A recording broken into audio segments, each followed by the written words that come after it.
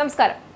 ഇറാന്റെ അധികാര ഇടനാഴികളിൽ വീണ്ടും ഒരു ചരിത്ര നിമിഷം രൂപം കൊള്ളുകയാണ്. മാസങ്ങളായ അഭ്യൂഹങ്ങളുടെയും ആശങ്കകളുടെയും നിഴലിൽ മറഞ്ഞുകിടന്ന ഒരു മുഖം ഒടുവിൽ ലോകത്തിന്റെ മുന്നിലേക്ക് വരാനൊരുങ്ങും.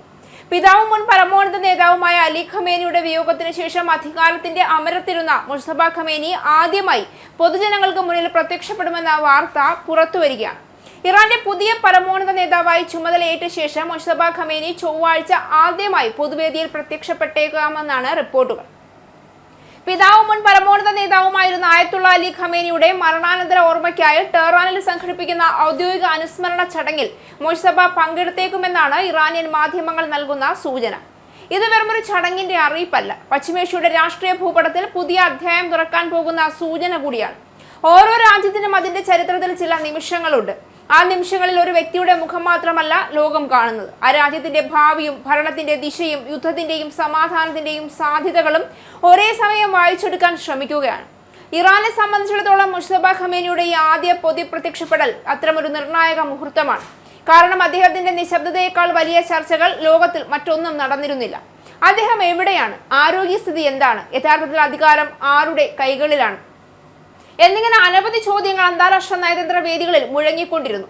എന്നാൽ അദ്ദേഹം ചടങ്ങിൽ നേരിട്ടെത്തുമോ എന്ന കാര്യത്തിൽ ഇറാൻ ഭരണകൂടത്തിന്റെ ഭാഗത്ത് നിന്ന് ഇതുവരെ ഔദ്യോഗിക സ്ഥിരീകരണമൊന്നും ഉണ്ടായിട്ടില്ല.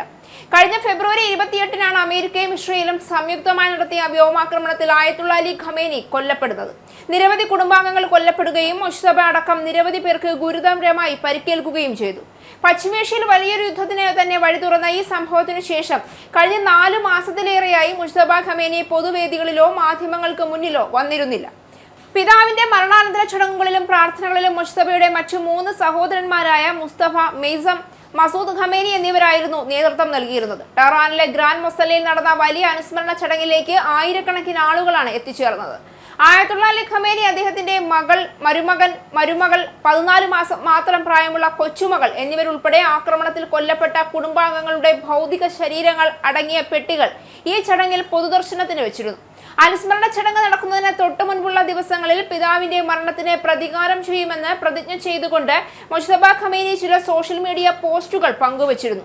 ഇത് മേഖലയിലെ രാഷ്ട്രീയ സാഹചര്യം കൂടുതൽ വഷളാക്കിയിട്ടുണ്ട്.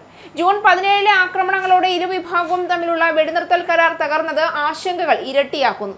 അമേരിക്കൻ പ്രസിഡന്റ് ഡൊണാൾഡ് ട്രംപ് തനിക്ക് നേരെ വധഭീഷണിയുണ്ടെന്ന് പരസ്യമായി പ്രസ്താവിച്ചപ്പോൾ തങ്ങൾ ലക്ഷ്യമിടുന്ന ശത്രുക്കളുടെ കൃത്യമായ ലിസ്റ്റ് തയ്യാറാക്കിയിട്ടുണ്ടെന്നാണ് ഇറാൻ അധികൃതർ വ്യക്തമാക്കിയത്.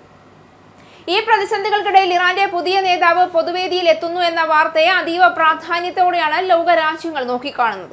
എന്നാൽ ഇന്ന് ലോകം കാത്തിരിക്കുന്നത് ആ ചോദ്യങ്ങൾക്കുള്ള മറുപടി മാത്രമല്ല, പ്രതികാരത്തിന്റെ പ്രതിജ്ഞയുമായി അധികാരമേറ്റ ഒരു നേതാവിന്റെ ശരീരഭാഷ എന്തായിരിക്കും? അമേരിക്കയ്ക്കും ഇസ്രയേലിനുമെതിരെ കടുത്ത നിലപാട് സ്വീകരിച്ച പുതിയ പരമോന്നത നേതാവ് ഇനി വാക്കുകളെ പ്രവൃത്തിയാക്കി മാറ്റുമോ?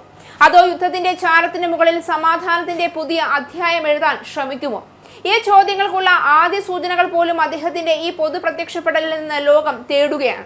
അതുകൊണ്ട് തന്നെ ടെഹ്റാനിൽ അരങ്ങേറുന്ന ഈ ദൃശ്യം ഒരു രാജ്യത്തിന്റെ ആഭ്യന്തര ചടങ്ങായി മാത്രം കാണാനാകില്ല.